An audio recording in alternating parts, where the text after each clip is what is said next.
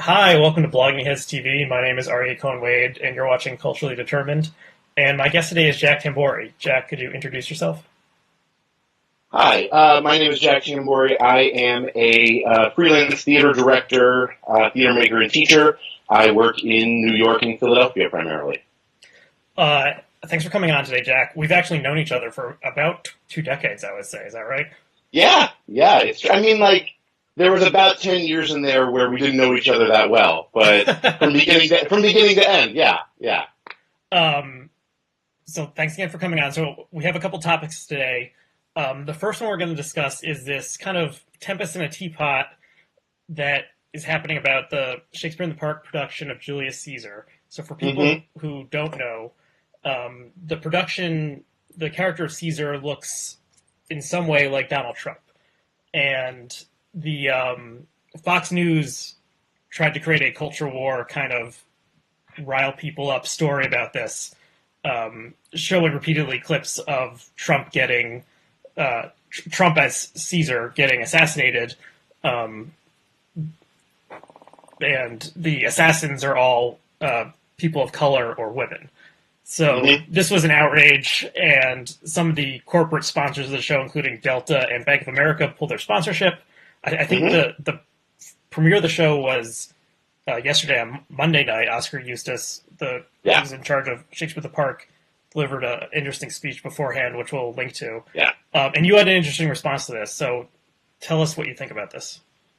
Yeah, so first off, I think it's important to note that it's not that the actor was in some way or vaguely or perhaps a reference to our current president. It was pretty clear. I saw the show on May 31st when it was still in previews, so anything could have changed in the intervening 2 weeks. But it appears from press and photographs that this is still the case. The actor Greg Henry, who plays Julius Caesar, first of all, plays a Trump analog on the show Scandal, and was pretty explicitly, I think, directed in this production to reprise elements of that performance. Mm-hmm. He is explicitly costumed and made up to look like Trump. The actress playing Caesar's wife is explicitly costumed to resemble a sort of amalgam of Melania and Ivanka Trump, which Mm-hmm. is strange. But it's not coy. It is very, very direct. This is a production in which Julius Caesar is Donald Trump. Mm-hmm. And the murder that occurs is explicit on stage in front of us with blood effects. And so I think that, I think it's really troubling. We have I got, a cat cameo. um, I think we should talk about what Bank of America and Delta and American Express and a number of other, the National Endowment for the Arts, have done in statements distancing themselves from the production, and I think there's a lot to say about that. But I think it's important to just say that the Public Theater and Shakespeare, the New York Shakespeare Festival, are doing this. It's explicit. It's what's happening.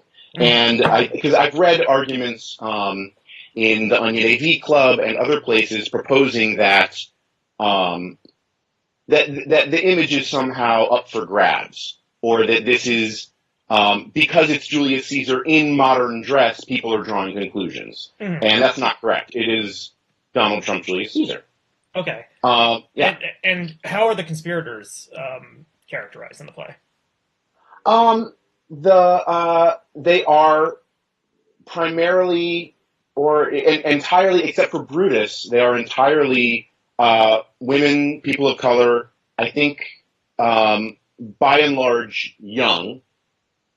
Cassius is played by John Douglas Thompson, who is not of the millennial generation, but the rest of them sort of read, you know, I don't know, late 20s, early 30s. Mm-hmm.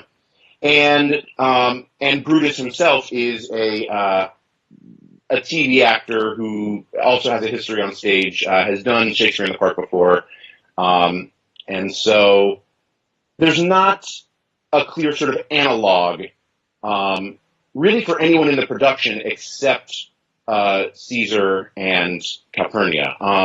Mark Antony, who's played by Elizabeth Marvel, is it's a female Mark Antony.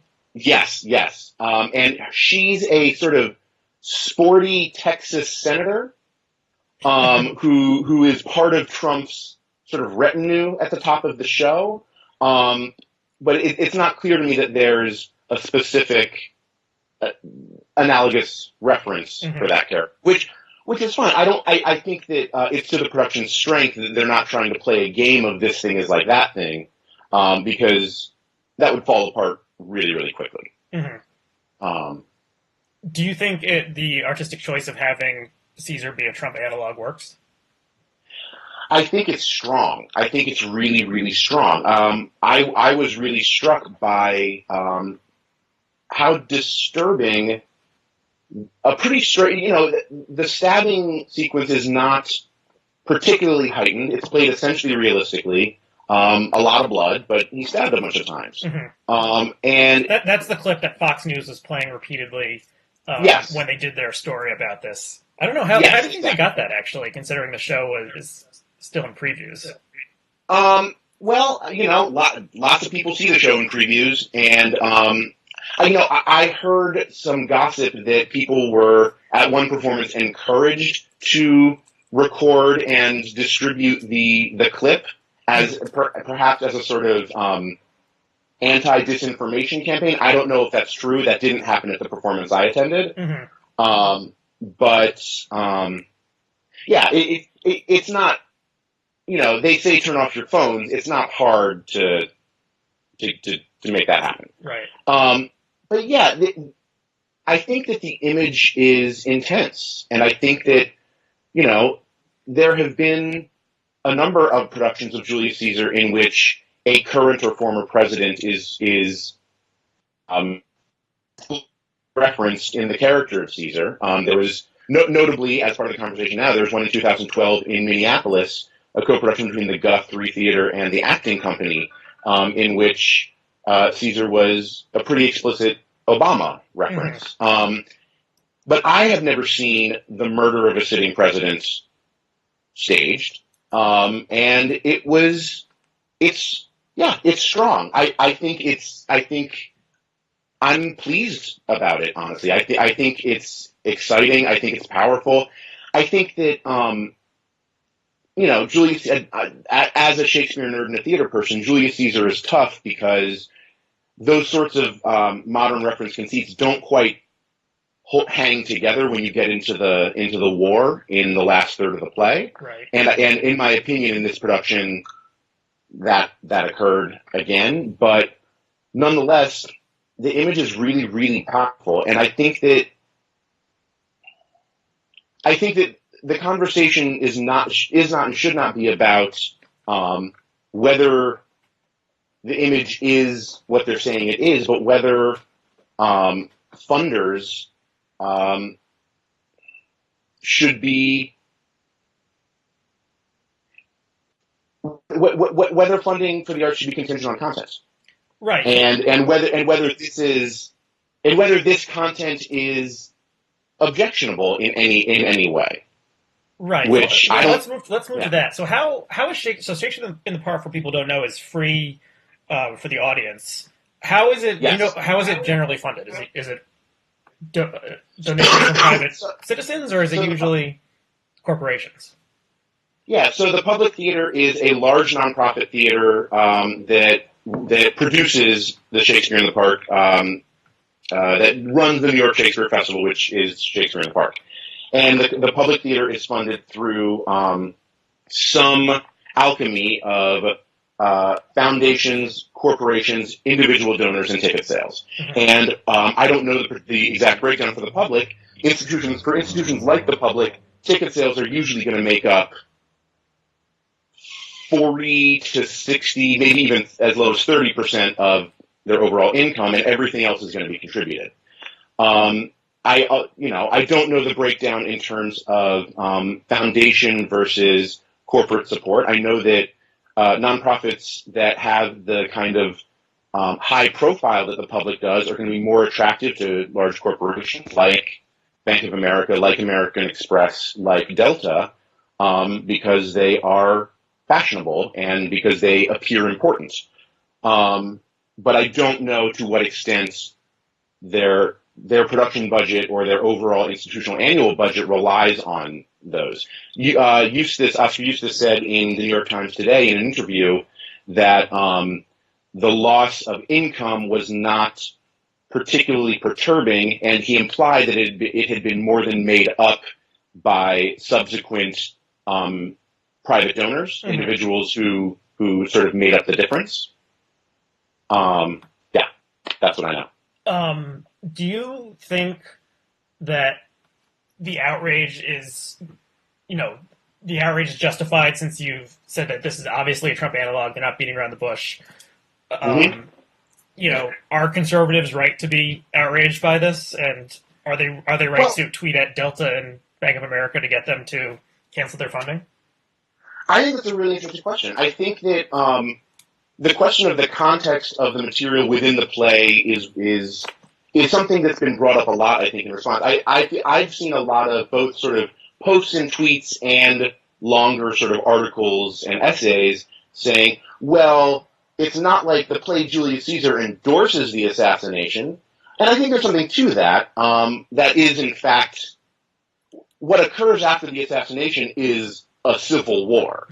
Right. So, I don't think either Shakespeare or Oscar Eustace are saying we should get together and eliminate this threat violently. Right.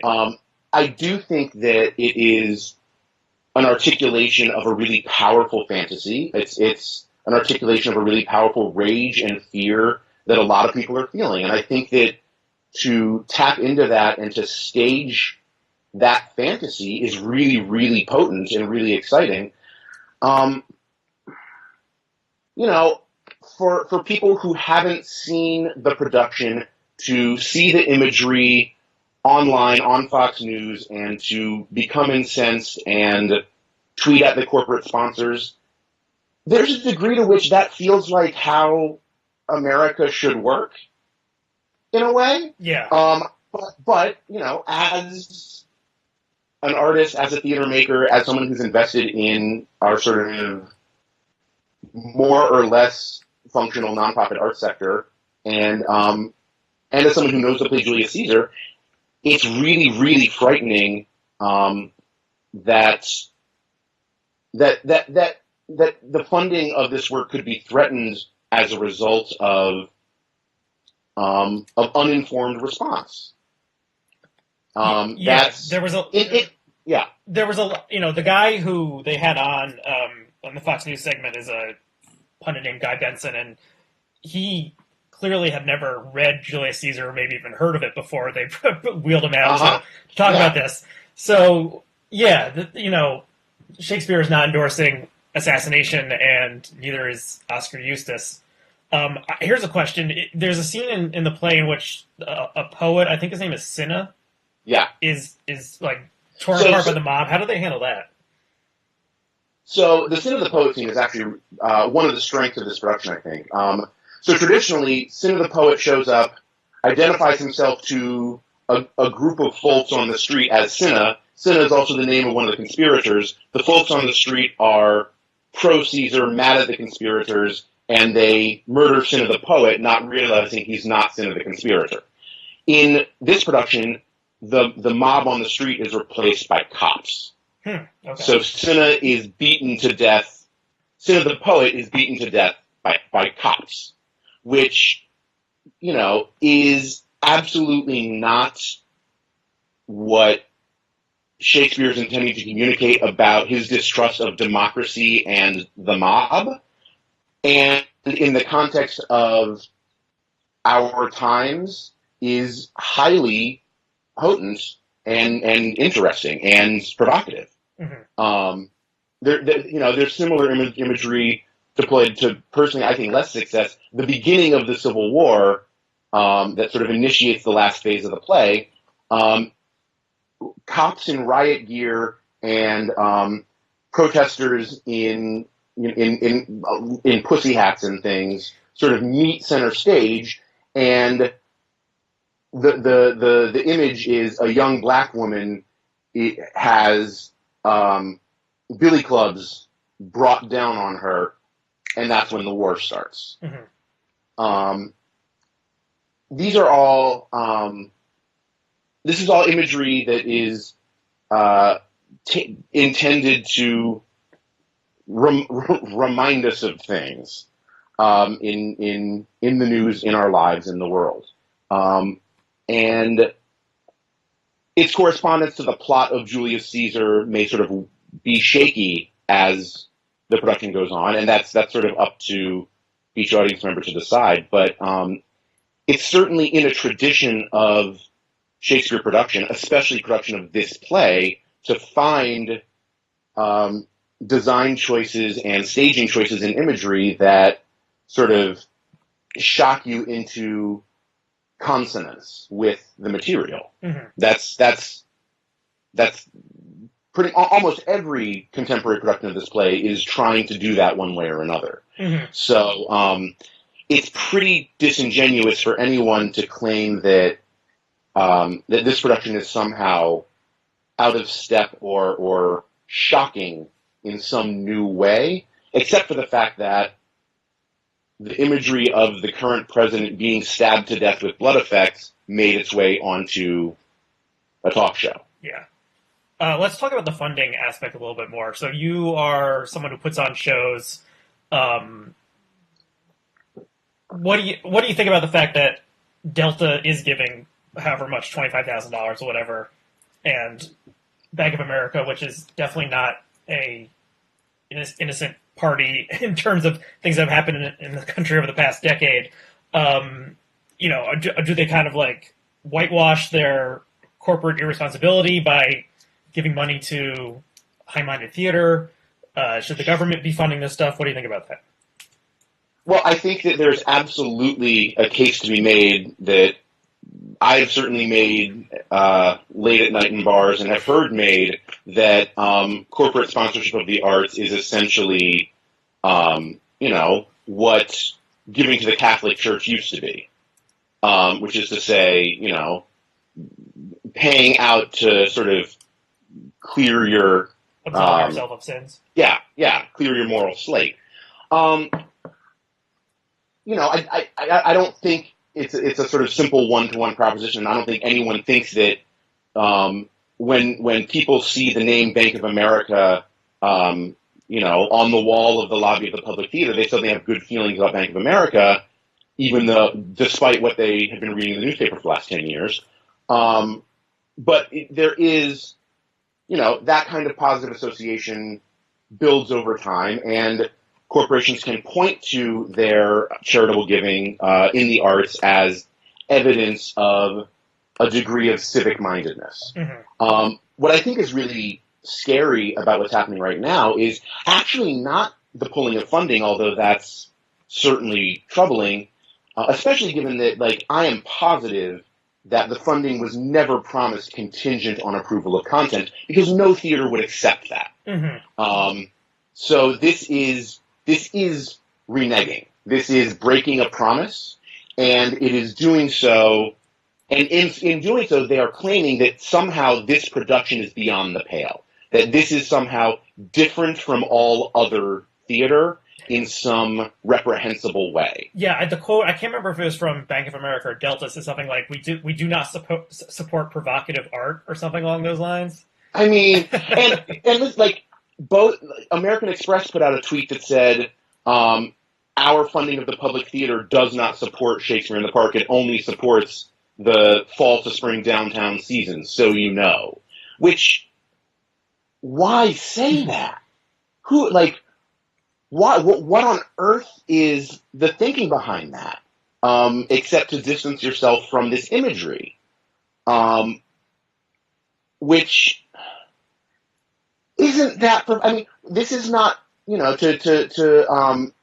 to make reference to the culture wars of the 90s, this is not piss Christ. Mm-hmm. This is not elephant dung. This is not, Robert Mapplethorpe sticking things in his butt. This is not even Mac Wellman writing about, 7 blowjobs. This is a production of Shakespeare that is entirely in line with the tradition and production history of this play. Mm-hmm. Now, did Oscar Eustis or the public expect that there might be a special response in this day and age? I don't know. I tend to think that they did, and that their claims that they didn't think it would be this bad are a little disingenuous. I haven't spoken to anyone at the public, but I can't believe that someone who is as brilliant a fundraiser as Oscar Eustis wouldn't have seen this coming. Mm-hmm. I have spoken to folks who worked on the production who say that representatives of Bank of America saw early previews in which the murder was staged as it's staged, and so their claims to not have known about the content until it surfaced on Fox News are disingenuous. Yeah. Do you think that this might have been, in our era of viral news, kind of baiting the press? I mean, we're talking about Shakespeare in the Park, whereas most normal people do not talk about Shakespeare in the Park during the average theater season. In the short term, this is nothing but good for the public theater and Shakespeare in the Park. Mm-hmm.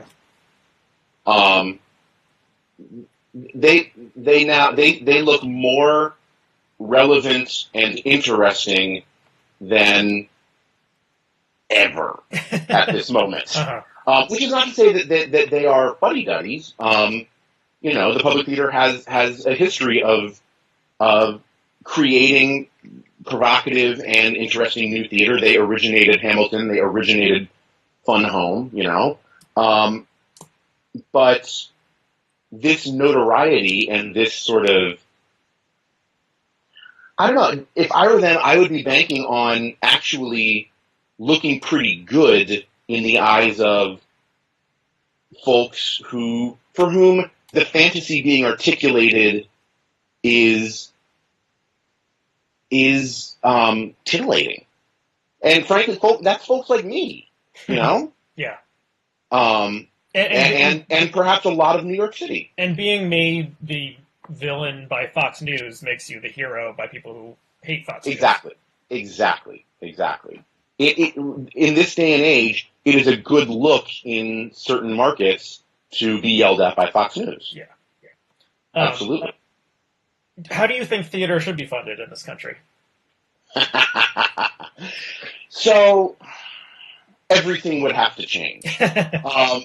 Theater is incredibly expensive to produce professionally because it requires a great number of bodies performing skilled labor, primarily actors. Actors are the most expensive element of theater when you're paying them union wages. Mm-hmm.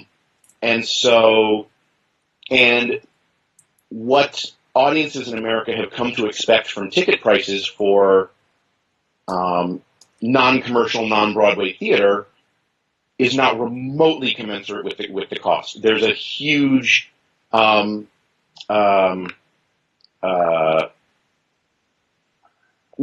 just a huge disparity in supply and demand.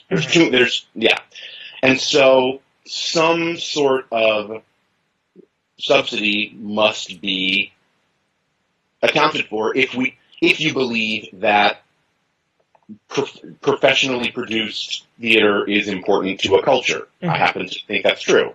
I think live performance belongs at the center of any civilized culture. But we used to point to in America. We used to point to Europe and say, "Well, their governments just pay for it all. Why can't it be like that?" That is changing in Europe as the European economy is changing. Mm-hmm. And also, I think that that does beg a question of what is your responsibility to an audience? What is your responsibility to be interesting? What is your responsibility to be entertaining if your work is going to be funded no matter what? What is your responsibility to be in conversation with your audience at all, as opposed to only within your own artistic community? Mm-hmm. I don't know that there's a clear answer to that, and I think a lot of different artists will give you a lot of different points of view on that. I think what's clear is that our current model of a sort of dog's breakfast of foundation, corporate, and individual charity is not sustainable. Foundations, since the economic crisis, have been changing their priorities, and now art for art's sake is not a priority. Mm-hmm. And so arts organizations have to do a lot of acrobatics to prove things like impact, which is, unless you're explicitly running a community-based arts program or an education program, impact of your art is pretty murky to define, right, and thus pretty hard to prove to funders. And so grants are going down. The number of grants and the size of the grants, pretty much across the board in all markets in America, are decreasing. Federal funding has not really been a player for decades. The National Endowment for the Arts, its funding is meaningful to small community arts organizations. It's extremely meaningful to small community arts organizations. The organizations like the public, I suspect they do not get a serious amount of money from the NEA, or an amount of money that matters much to their total budget. What they do get is sort of the imprimatur that attracts more lucrative foundations. The NEA is sort of, it's a gold stamp, but it's not real dollars at this okay. That's interesting. Yeah. What case would you make to someone a conservative who doesn't think that, the government should be subsidizing people's health care? What case would you make to that person about subsidizing the arts? I think it's a hard case to make, because you have to start with a set of values that ambiguity, that civic discourse, that beauty, that being troubled, that these are not only valuable but necessary aspects of civilized culture. And frankly, I think in America, in the era of decadent capitalism that we're in, that's a hard sell. Yeah, maybe we don't live in a civilized You can society. sell entertainment. Yeah, actually. I think that selling entertainment value will get you some of the way, and I think that selling education can get you some of the way. Actually, one of the main sources of funding for nonprofit arts organizations, especially theaters, these days, is essentially replacing public school arts programs that have been cut through after-school artists in the schools programs, in which essentially out-of-work actors are replacing teachers in public schools. Okay, that's kind of depressing. Yeah, but that's a huge source of funding now. Those kinds of programs are ways that a lot of theaters keep their doors open, because you can show impact that way, and that's real, getting teenage kids to express themselves through theater and performance and build writing skills and performance skills and emotional intelligence and all of that that's genuine impact. That happens. Yeah. So, but for someone for whom public healthcare is not a priority, nor is public education a funding priority or a federal priority, I don't think I can make the case that public art should be a federal priority. Why don't we shift to our second topic? And the segue is, Caesar, a great character from antiquity, Diana of Thermoscaia, a great character from antiquity. Did I pronounce that correctly? Thermoscaia? Themyscira? Maybe. Yeah. Unclear. So Wonder Woman came out 2 weekends ago, and it's a smash hit. It got really good reviews, which is unusual for a DC comic book movie. There have been a real line of stinkers from the DC universe. So DC, for people who don't know, is Batman, Superman, Wonder Woman, The Flash, Aquaman. Marvel is the competitor. That's Spider-Man, the Avengers, X-Men. And the Marvel movies have been a lot more successful, at least in terms of the fan response, than the DC movies in recent years. But Wonder Woman has been different, and there's been a lot of interesting cultural conversation around the movie. I saw it over the weekend. I liked it, but I wasn't as moved by it as some people have been, and there's been a lot of really interesting writing about, especially from women, about the experience of seeing this movie. So what did you think about it? Listen, I am not here to erase the experience of women who were moved by Wonder Woman. I think that, again, I perhaps, like Julius Caesar, the power of the image transcends the more nuanced meanings in the larger text. I think that a female superhero who comes from a land of kick-ass warrior women that's powerful, and that's been borne out in all the sort of positive response from women and girls who have seen the movie. I think the movie's feminism, if you take into account the whole text of the film, is a bit overstated. I think that sort of the usual sexism and the usual militarism make their way into Wonder Woman the way they make their way into every Hollywood movie. I was thrilled about certain aspects of it. Yeah, I will include a link to a piece that ran in I think the op-ed page of the LA Times today about a woman who found herself unexpectedly crying at the battle scene.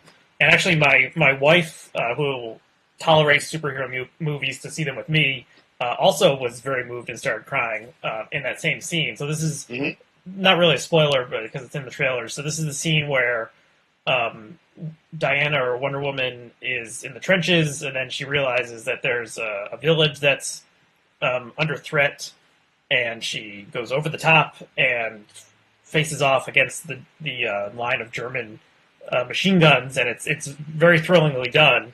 But it does seem like just the fact that it is a woman in this role of superhero that has taken over the culture so much is hitting people who didn't expect to be,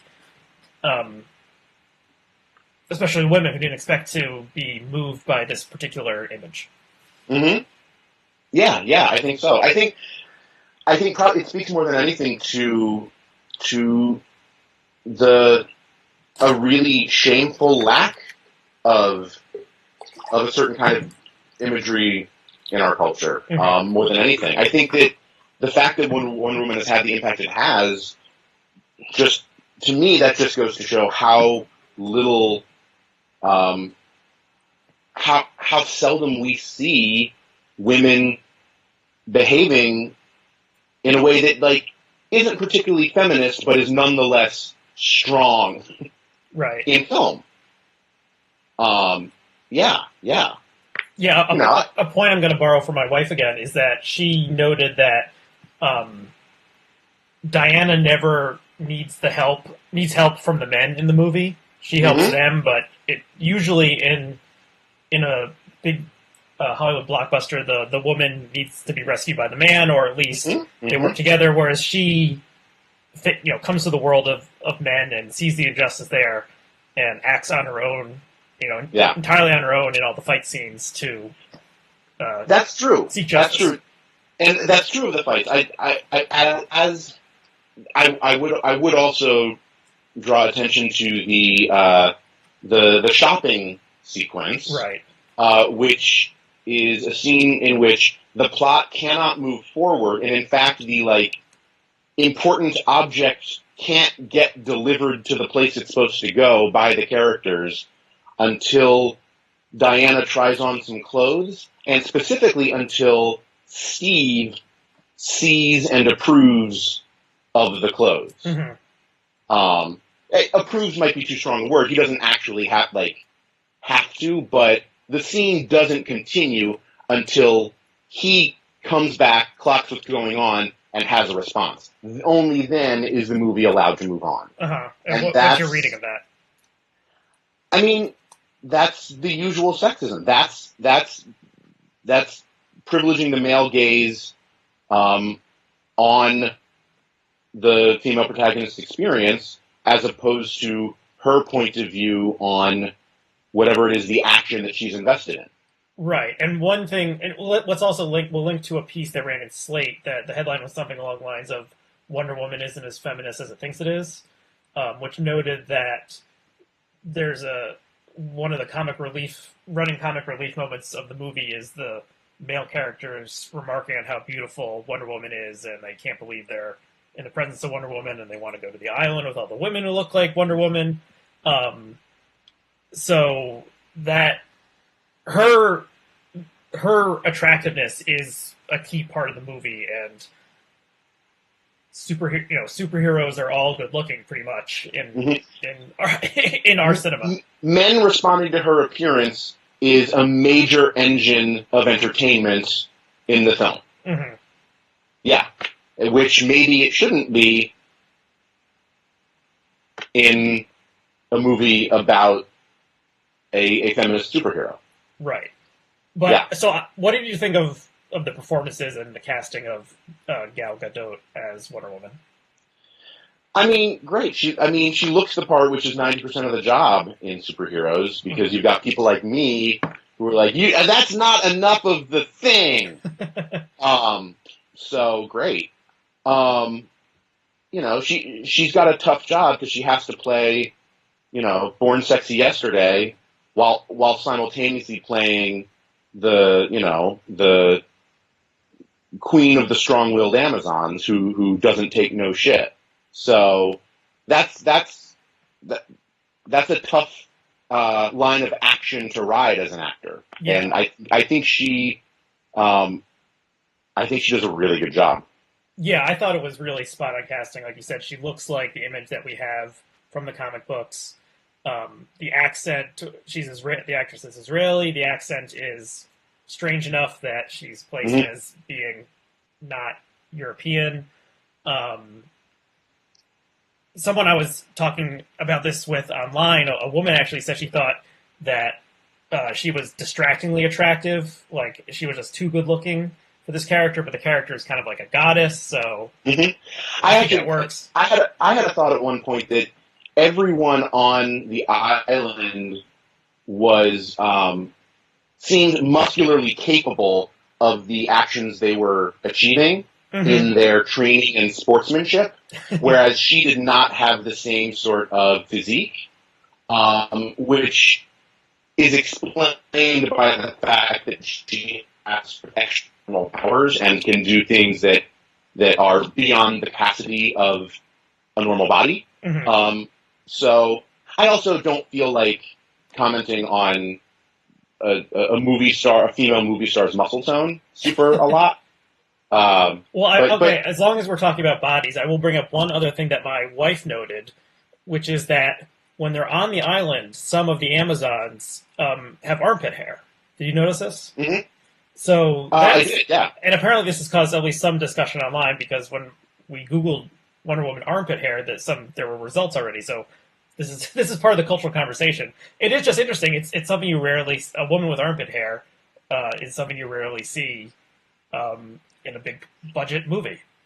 Yeah. I live in New York and Philadelphia, and so I think at this point most of the women I spend my time around have armpit hair.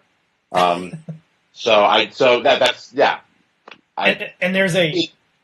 a blog once that cataloged characters in TV shows where like the apocalypse had happened, or they were stranded on an island, like Lost and The Walking Dead. The women somehow take the time to shave their armpits. So this is undermining, some of these common sexist tropes of Hollywood. Mm-hmm. Mm-hmm. It's a little bit easy to break it down this way, but I think it's not it's clear that the choices one might ascribe to a director tended to be more sort of obviously in line with feminist values than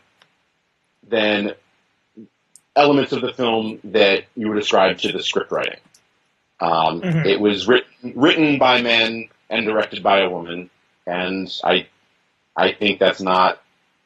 I think that breakdown of some of the elements we're discussing is seems pretty clear to me. Since I'm a recovering comic book nerd, and judging by your T-shirt, you are still a comic book nerd. What do you think about kind of the DC versus Marvel aspect of this, and the fact that this is the first good DC movie, maybe since the second Dark Knight movie, whereas Marvel... As far as I'm concerned, this is the first good DC movie since Batman Returns, but we'll get that far into the weeds for the sake of our viewers. Yeah, I've always... I mean, I was a Marvel guy when I was into comics as a kid. The characters are more... for people who aren't comic book nerds, the DC characters were created earlier. They're kind of less human. They're more like emblems or gods than the Marvel characters, which were created mostly in the early 60s and are more flawed and recognizable as humans. Why do you have any theories on why the Marvel movies have been a lot better than the DC movies? I mean, I think it has to do with aesthetics, and I think it has to do with a kind of humor and a kind of tone that is just more popular. I also, I personally am a little... Something that I love about Marvel Comics, particularly the Marvel Comics of the 60s and 70s, is an alchemy of that sort of sitcom-y, human, familial banter kind of tonality, where everyone's flawed and like a little bit of a piece of crap and screws up and yells at each other, combined with these really arch, odd, trippy, cosmic concepts created by folks like Steve Ditko, Jack Kirby, Steve Englehart, Steve Gerber. And I find that, especially in the Avengers properties on film, the weirdness and the uniqueness of the worlds tends to get dropped, although they are, I think, really authentically maintaining that that sort of human tonality, the character interaction thing. But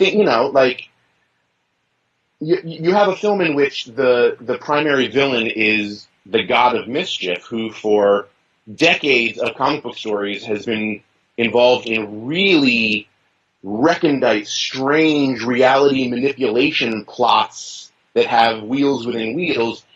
And in the film, he basically shoots lasers out of a weapon. This is Loki you're referring to? Yeah. And it to me that's a reduction of what could be the greatest strength of this intellectual property in our culture. But it's in line with a general simplification of big budget movies so that they can communicate primarily visually to global audiences without requiring a lot of language to make the plot clear. Because the money is now global, and when you're going to spend that much on a movie, everyone in the whole world has to want to see it. So, did you see the Batman vs. Superman movie? No, I didn't. I didn't see it either, so I guess we shouldn't talk about it. But it does. What I've heard is that the big knock on these movies is that they've gotten so long and ponderous and dark and gritty, and where's the fun in them? And I do think that comic books are silly. They're very entertaining, but they're inherently absurd. And the first Guardians of the Galaxy movie, I thought, captured just the fun and the silliness, I guess is just the best word, of comics, whereas the Christopher Nolan Batman movies, which I really like the second one, but they're just ponderous, and they all last 2.5 hours. Wonder Woman... They're humorous. Yeah, whereas a guy dressing up as a bat should have some humor value, which is the first, the Tim Burton Batman movies did have. But Wonder Woman's, succeeded by, I think, using the fish out of water aspect of Diana coming from the island to the world of man, and it somehow the character embodied lightness instead of dark grittiness and all the stuff that the kind of like the Batman kind of movies have embraced. I think there is a sort of light and dark thing going on where we don't necessarily we don't find dour superheroes appealing. I do think that the proposal that I think Zack Snyder in his DC Cinematic Universe is making is that there is a hunger in our culture for mythic iconography, and that in his sensibility, or in the sensibility of the Warner Brothers Corporation, mythic iconography equals dourness or equals humorlessness. And I think, some people respond to that, and apparently a lot of people don't. Those movies have managed to make a lot of money. So, for me, I respond to a different kind of iconography. Your wife, a lot of women wept at Wonder Woman. I wept in the Tom Holland Spider-Man scenes in Captain America: Civil War because that icon, a teenage boy whose engine of achievement is guilt and shame, is apparently something that I really respond to. So, yeah. Yeah. Are you looking forward to the Spider-Man Homecoming, which is the third iteration of Spider-Man? Sure. Honestly, I feel like the time has come for Miles Morales. I think that the world is ready, and I think that there's no reason not to. Right. So for people who don't know, this is an alternate reality version of Spider-Man who is African American and Latino. Is that right? Mm-hmm. Still from Forest Hills, Queens, but from contemporary Forest Hills, Queens, as opposed to 1963 Forest Hills, Queens. Yeah. And I think that, frankly, one of the, to perhaps overthink it, one of the things that's really appealing about Spider-Man is that his entire body is covered. All you know is that he has an apparently male physiognomy, but you know nothing about his appearance, ethnicity, anything like that. And I remember in the 90s there was a Spider-Man story about a young black boy who was obsessed with Spider-Man, a huge fan of Spider-Man, and who imagined Spider-Man as a black man. And I think that's really potent, and I think that there's no reason not to just go ahead and make that choice canon. But that said, I grew up with Peter Parker. I love Peter Parker. Peter Parker looks like me in some ways. So, yeah, great. And what about Black Panther? Do you think it looks interesting? I'm not sure. I was never crazy about the character in the comics, but I am, I guess, cautiously optimistic about that one. I have a friend who's in the movie, so I'm really? Pretty thrilled. Yeah. And I don't know. What little we've seen looks visually actually a lot more astonishing and exciting than even a lot of Marvel movies in terms of the approach to design. I think that the idea of a sort of a highly technologically advanced African nation is a really strong idea. I think it also is an opportunity to get at colonialism in a really great way, because you've got Ulysses Klaue and all these sort of white and Western interests trying to strip mine this nation. That's actually highly scientifically advanced. Right. I want to get the vibranium, right? Yeah. So, which is what Captain America's shield is made out of. Hmm? See, I His remember shield is made out of a unique vibranium adamantium alloy that the formula for which was lost. Right. Okay, you've one up me when it comes to comic book trivia.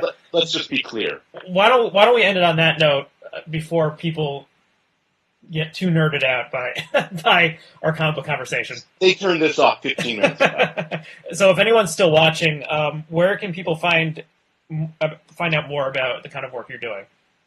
Well, if you're anywhere near Philadelphia, I have a piece called School Play about an ADHD fourth grader who is also a skilled parkour artist and acrobat going up this weekend. And I'll be, I don't know, I mostly self-produce. I do weird solo pieces with actors. I'm making one with an actor in New York right now in which one actor will portray 24 different characters in a cosmic superhero universe that we're creating together.